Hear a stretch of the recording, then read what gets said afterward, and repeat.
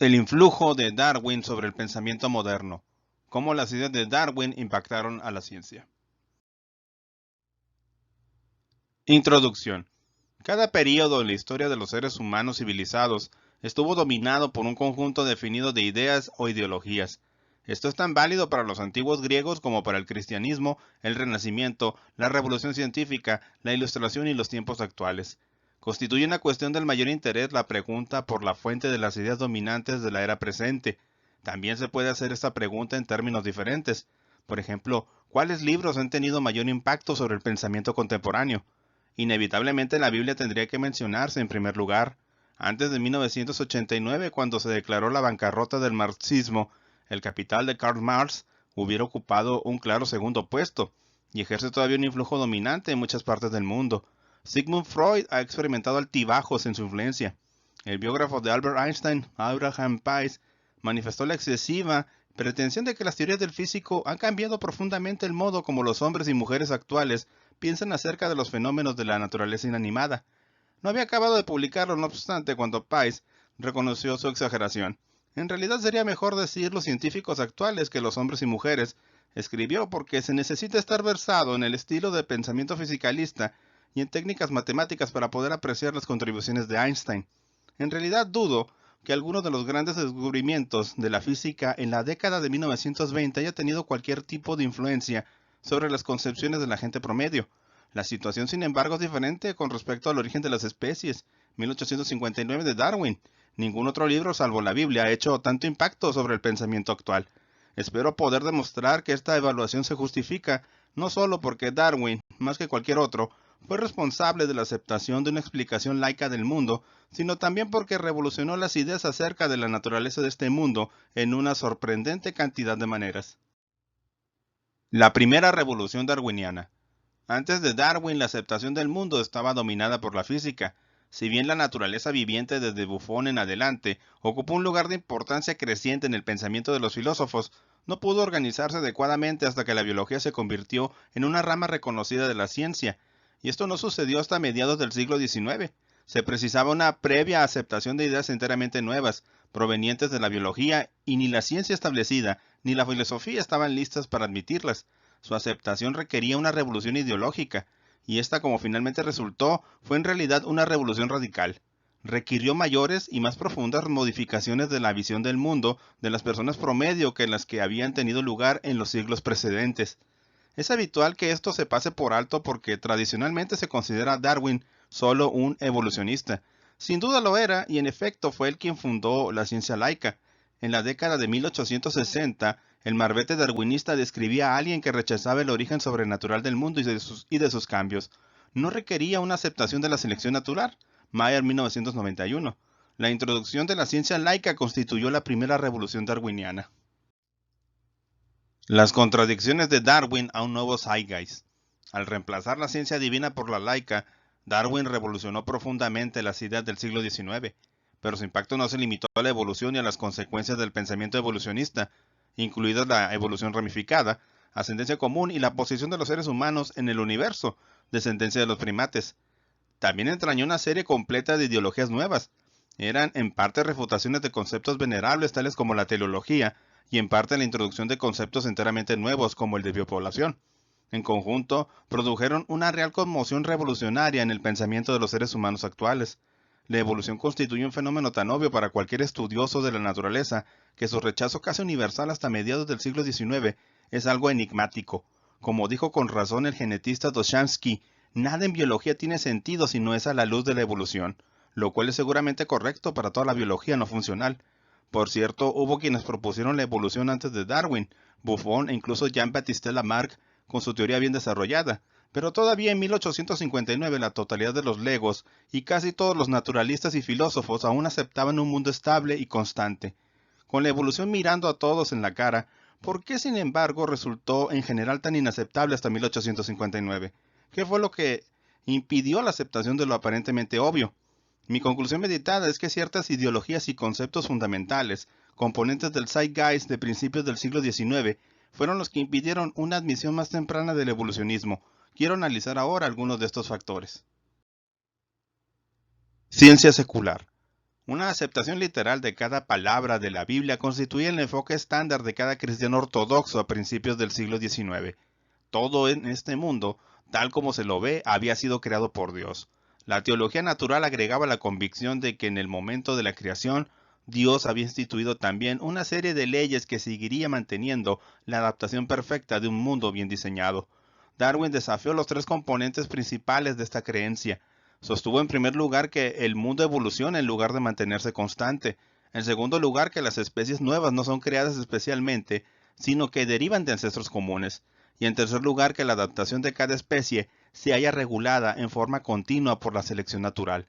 En las teorías de Darwin no se precisa la interferencia divina o la acción de fuerzas sobrenaturales en todo el proceso de evolución del mundo viviente, ni en todo el proceso de la selección natural. La propuesta revolucionaria de Darwin era, por tanto, reemplazar el mundo controlado de manera divina por uno estrictamente secular, gobernado por leyes naturales. Resulta asombroso que la propuesta darwiniana de un mundo en evolución a partir de ancestros comunes fuese aceptada desde 1859, casi inmediatamente por la mayoría de los naturalistas y filósofos. Esto no solamente fue válido para Inglaterra, sino también en forma amplia para el continente europeo, en particular para los países germanoparlantes y Rusia. Casi de un día para otro, la evolución se había tornado en una idea aceptable, aunque la polémica acerca de sus causas continuó durante otros 80 años. El propio Darwin fue en gran parte responsable de la rapidez de este cambio debido al abrumador conjunto de pruebas de la evolución que representaba el origen. En realidad había hecho aún más, y esto no se suele mencionar en sus biografías.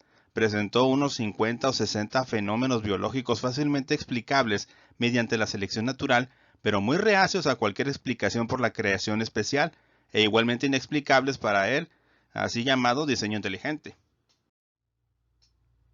La ascendencia común y la posición de los seres humanos. La teoría de Darwin sobre la ascendencia común fue aceptada con tanta rapidez porque aportaba una explicación para la jerarquía de los tipos de organismos según Linneo y para los descubrimientos de los anatomistas comparativos. La teoría de la ascendencia común, sin embargo, también llevó a una conclusión difícilmente digerible para la mayoría de los contemporáneos victorianos de Darwin. Postulaba que los ancestros de los seres humanos eran monos. Si los seres humanos habían descendido de monos, entonces no se hallaban fuera del resto del mundo viviente, sino que eran en realidad parte de él. Esto marcaba el final de cualquier filosofía estrictamente antropomórfica.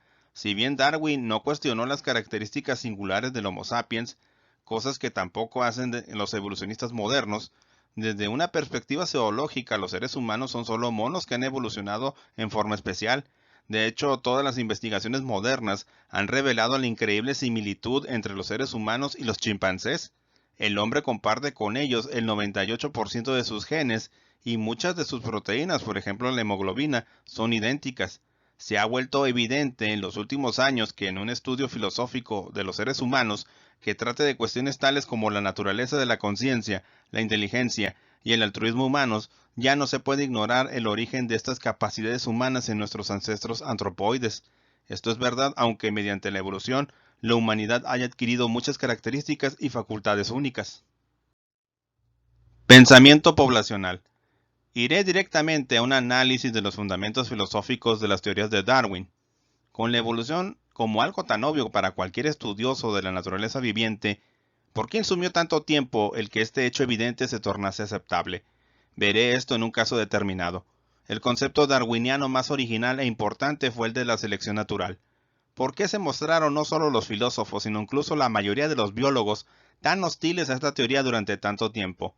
Sostengo que el marco conceptual del periodo precedente, y en especial la aceptación casi universal del pensamiento tipológico, lo que Popper llamaba esencialismo, fue responsable de este retraso. Esta clase de pensamiento fue introducida en la filosofía por Platón y los pitagóricos, quienes postularon que el mundo consistía en una cantidad limitada de clases de entidades, eide, que únicamente el tipo, esencia de cada una de esas clases de objetos, tipos, eran inmateriales e irrelevantes. Se consideraba que los tipos platónicos o eide eran constantes intemporales y cada uno claramente diferenciado de los demás. Este pensamiento tipológico fue adoptado de manera universal por los científicos físicos porque todas las entidades fundamentales de la materia, tales como las partículas nucleares y los elementos químicos, están de hecho constante y netamente diferenciadas entre sí. Darwin rechazó esa descripción para la diversidad orgánica. En lugar de ella introdujo un modo de pensamiento que actualmente se denomina pensamiento poblacional. En una biopoblación no hay dos individuos idénticos. Esto es válido para los 6.000 millones de individuos de la especie humana. Es esta variación entre individuos singularmente diferentes lo que tiene realidad, mientras que el valor medio estadístico calculado de esta variación constituye una abstracción. Este enfoque era un concepto filosófico totalmente nuevo, crucial para la comprensión de la teoría de la selección natural. La novedad de este concepto quedaba destacada cuando el propio Darwin a veces recaía en el pensamiento tipológico. Fue por esta razón que no pudo resolver el problema del origen de las nuevas especies. El pensamiento poblacional posee enorme importancia para la vida diaria. Por ejemplo, el no aplicarlo constituye la principal fuente del racismo. Muchos asociados de Darwin, como Charles Lyell o T.H. Huxley, nunca adoptaron el pensamiento poblacional y siguieron siendo tipologistas por el resto de sus vidas. En consecuencia, no pudieron entender y aceptar la selección natural. El pensamiento tipológico se hallaba tan firmemente arraigado en aquella época que no cabe sorprenderse que haya habido que esperar 80 años hasta la década de 1930 para que el concepto de selección natural fuese finalmente adoptado en forma universal por los evolucionistas. El programa genético. Fue Darwin quien aportó el concepto de biopoblación, una de las diferencias fundamentales entre el mundo vivo y el inanimado.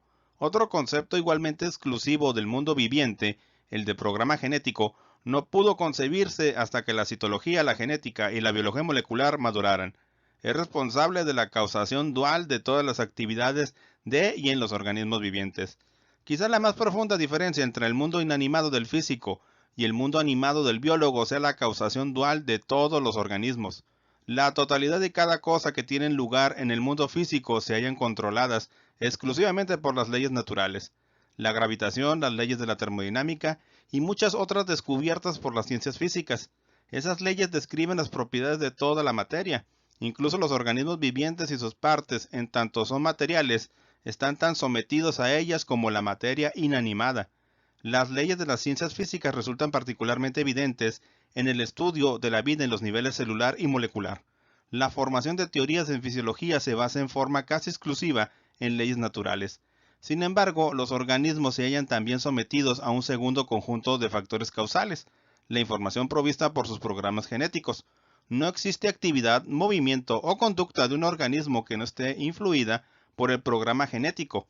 Este programa, que consiste en el genotipo de cada individuo viviente, es producto de miles de millones de años de selección natural en cada generación. Las leyes estructurales y los mensajes del programa genético funcionan en forma simultánea y en armonía, pero los programas genéticos solo aparecen en los organismos vivientes. Aportan una línea de demarcación absoluta entre el mundo inanimado y el viviente. Los naturalistas, por supuesto, han sido conscientes de esta diferencia fundamental durante miles de años, pero su explicación de la misma no era válida. Ellos trataban de atribuir la vida a la fuerza oculta del vitalismo, cierta vis vitalis, pero finalmente fue posible determinar que tal fuerza no existe. Darwin no era vitalista, pero no pudo explicar la vida. Esto se tornó factible recién en el siglo XIX, merced a los descubrimientos de la citología, la genética y la biología molecular. Al fin, las ciencias suministraron una explicación naturalística de la vida. Finalismo. Quiero ahora referirme a otro concepto dominante en filosofía durante la primera mitad del siglo XIX, cuando el filósofo alemán Immanuel Kant, en su Crítica del Juicio 1790, trató de desarrollar una filosofía de la biología basándose en la filosofía fisicalista de Newton, fracasó en forma desconcertante. Finalmente concluyó que la biología es diferente de las ciencias físicas y que se debe encontrar algún factor filosófico no empleado por Newton. De hecho, pensó que había encontrado ese factor en la cuarta causa de Aristóteles, la causa final, teleología. Y por eso Kant atribuyó a la teleología no solo el cambio evolutivo, que no fue realmente reconocido por él como tal, sino también todo asunto biológico que no podía explicar mediante las leyes newtonianas. Esto tuvo un efecto más bien desfavorable sobre la filosofía alemana del siglo XIX, porque una confianza en la teleología carente de sustento real desempeñó un papel importante en las filosofías de todos los seguidores de Kant. El gran logro de Darwin fue ser capaz de explicar por la selección natural todos los fenómenos para los cuales Kant había considerado necesario invocar la teleología. El gran filósofo estadounidense Willard von Ormond Quine, en una charla que tuve con él cerca de un año antes de que falleciese, me dijo que el más grande logro filosófico de Darwin era la refutación de la causa final de Aristóteles.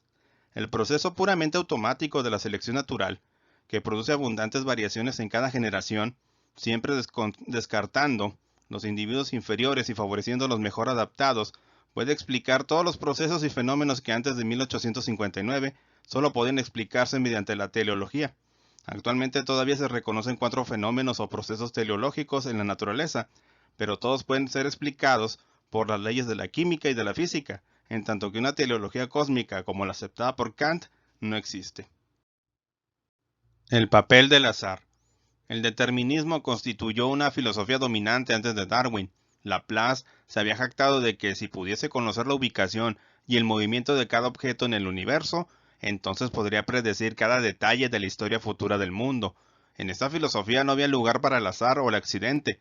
Darwin también acató formalmente este determinismo. Aceptó la creencia establecida en ese periodo según la cual cada proceso aleatorio en el universo tenía una causa.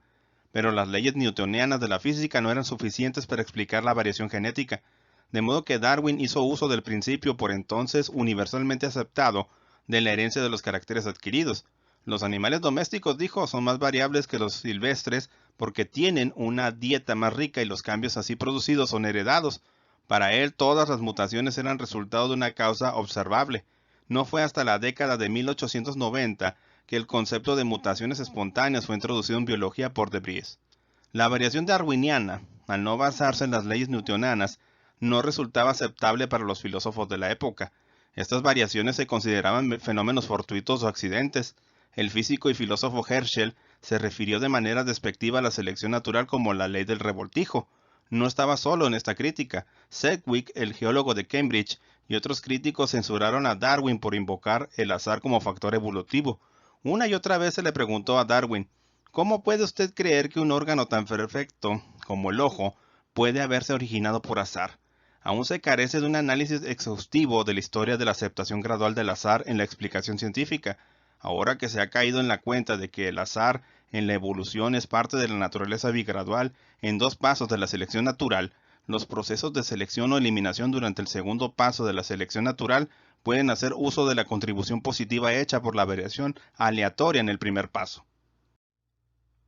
Por la misma época, a mediados del siglo XIX, la importancia del azar fue también descubierta por las ciencias físicas y el aval de Darwin a ese fenómeno pronto dejó de ser criticado tan severamente.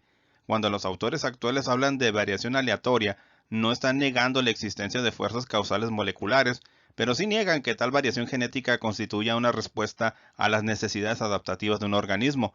Semejante respuesta nunca ocurre y la biología molecular ha mostrado que no existe la herencia de los caracteres adquiridos. A pesar de sus incertidumbres, Darwin fue por cierto uno de los grandes pioneros en cuanto a hacer de la naturaleza fortuita de muchos fenómenos biológicos un concepto aceptable. Leyes. En la filosofía newtoniana de la ciencia, las teorías se basaban habitualmente en leyes. Darwin aceptaba en general este enfoque, y por eso emplea el término ley en forma muy libre en el origen. Denominaba ley a cualquier causa o suceso que parecía tener lugar con algún tipo de regularidad. Sin embargo, estoy bastante de acuerdo con los filósofos actuales que rechazan la legitimidad de referirse a las regularidades evolutivas como leyes, porque estas regularidades no se vinculan con lo básico de la materia como lo hacen las leyes de la física. Se hallan invariablemente restringidas en el espacio y el tiempo y suelen tener numerosas excepciones. Por eso es que el principio de falsación de Popper no puede usualmente aplicarse en biología evolutiva, porque las excepciones no falsean la validez general de la mayor parte de las regularidades. Si se concluye que no existen leyes naturales en la biología evolutiva, hay que preguntarse entonces en qué deben basarse las teorías biológicas. En la actualidad, el enfoque ampliamente aceptado es que las teorías de la biología evolutiva se fundan en conceptos más que en leyes, y esta rama de la ciencia posee, por cierto, abundantes conceptos sobre los cuales basar teorías. Voy a mencionar tan solo conceptos tales como la selección natural, lucha por la vida, competición, biopoblación, adaptación, éxito reproductivo, selección de la hembra y dominio del macho. Admito que algunos de estos quizás puedan, con un poco de esfuerzo, convertirse en pseudoleyes, pero es indiscutible que tales leyes son algo muy diferente de las leyes naturales de Newton. Como resultado de esto, una filosofía de la física basada en las leyes naturales resulta ser algo muy distinto de una filosofía de la biología basada en conceptos. El propio Darwin no había caído realmente en la cuenta de esta diferencia, si bien fue él, más que cualquier otro, quien introdujo la nueva práctica de formación de teorías basadas en conceptos y no en leyes naturales. El método de Darwin. Darwin era primero y sobre todo un naturalista. Su método favorito era también el del naturalista. Hacía una serie de observaciones y desarrollaba conjeturas fundándose en ellas.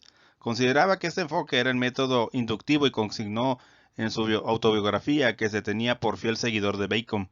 No obstante, algunos estudiosos de su obra, Giesel en 1969, por ejemplo, pensaron que este método era mejor descrito como hipotético deductivo. En realidad tal vez está más cerca de la verdad diciendo que Darwin era un pragmático que empleaba cualquier método que le redituara los mejores resultados. Era un observador penetrante y no caben dudas de que la observación constituía su enfoque más productivo. Sin embargo, también era un hábil experimentador y en especial en sus investigaciones botánicas llevó a cabo numerosos experimentos. Como ocurre con todos los naturalistas, el método que empleó quizá con mayor frecuencia fue el comparativo. Tiempo. El método más ampliamente usado en las ciencias físicas es el experimento. No obstante, en sus estudios evolutivos, Darwin tuvo que amañárselas con un factor que resulta irrelevante en la mayor parte de las ciencias físicas, salvo en la geología y la cosmología, el factor tiempo. No es posible experimentar con sucesos biológicos en el pasado, fenómenos tales como la extinción de los dinosaurios y todos los otros eventos evolutivos resultan inaccesibles para el método experimental y requieren una metodología enteramente diferente, la de las así llamadas narrativas históricas. En este método se desarrolla un argumento imaginario de sucesos pasados basado en sus consecuencias. Entonces se hace todo tipo de predicciones a partir de este argumento y se determina si se han cumplido. Darwin empleó este método con mucho éxito en sus reconstrucciones biogeográficas. Por ejemplo, cuáles de los antiguos puentes terrestres postulados resultan sustentados por las distribuciones actuales y cuáles no. Durante mucho tiempo la importancia del método de las narrativas históricas ha sido pasada por alto por los filósofos. Sin embargo, constituye un método indispensable siempre que se estudian las consecuencias de hechos pasados. Si se considera la productividad de este método, resulta sorprendente cuánto ha sido descuidado por los historiadores de la ciencia. Por ejemplo, en qué medida han usado narrativas históricas autores como Buffon, Linneo, Lamarck y Blumenbach. En mis escritos me he referido a los fundamentos filosóficos del pensamiento de Darwin y lo he llamado uno de los más grandes filósofos.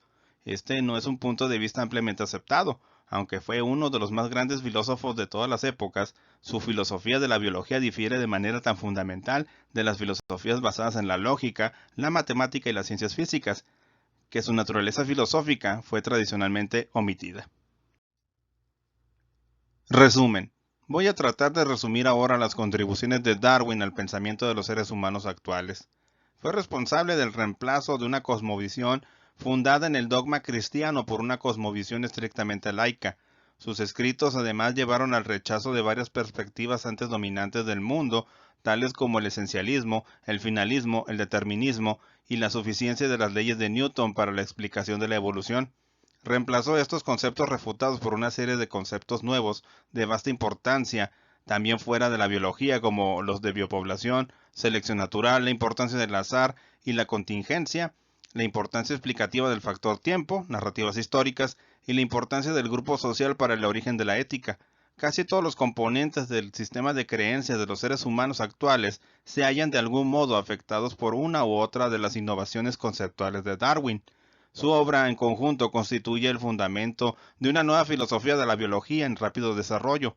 No pueden caber dudas de que el pensamiento de todas las personas occidentales de la actualidad ha sido profundamente afectado por el pensamiento filosófico de Darwin. Y aquí terminamos este extracto del libro ¿Por qué es única la biología? Consideraciones sobre la autonomía de una disciplina científica de Ernst Mayr. Espero que la información que hayan recibido y visto pues sea de su interés y agrado. Por mi parte no me queda más que agradecerles y esperarlos en el siguiente video. Muchas gracias y hasta pronto.